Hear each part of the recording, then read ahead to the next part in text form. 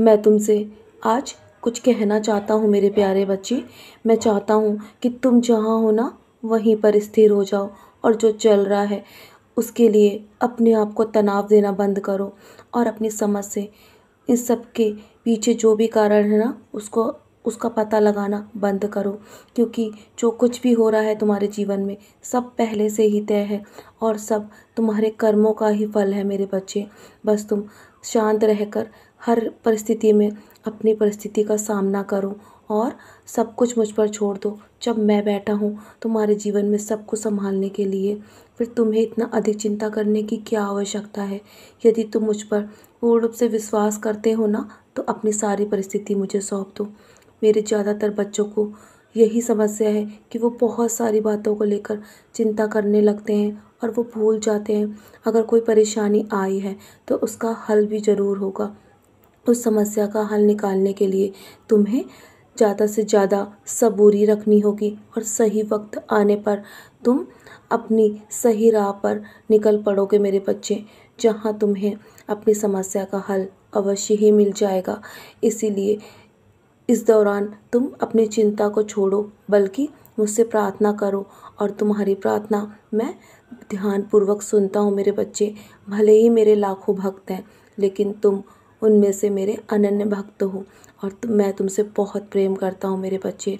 जब तक मैं तुमसे सबूरी रखने को कहूँ ना तो तुम्हें अपने जीवन में सबूरी रखनी होगी, तभी तुम अपने जीवन के हर खुशी के पल को महसूस कर पाओगे। जिन लोगों ने तुम्हें बहुत सताया है ना, अब वो भी अपने जीवन में बहुत पछताएंगे और तुम्हें ऐसा ऐसा मौका बार बार अपने आप को सुधारने का नहीं मिलेगा। अपने आप में भी सुधार लाने की तुम्हें आवश्यकता है। मैं तुम्हें बस अच्छाई की राह पर चलते हुए देखना चाहता हूँ। मैं नहीं चाहता कि कभी भी तुम उन्हें पलट कर जवाब दो, लेकिन आजकल मैं देख रहा हूँ तुम यही सब करने में लगे हुए हो, उन्हें जवाब देने की तैयारी कर रहे हो। तो ये तुम गलत कर रहे हो मेरे बच्चे, और मैं कभी कभी तुमसे नाराज़ भी हो जाता हूँ तुम्हारे ऐसे कर्म देखकर।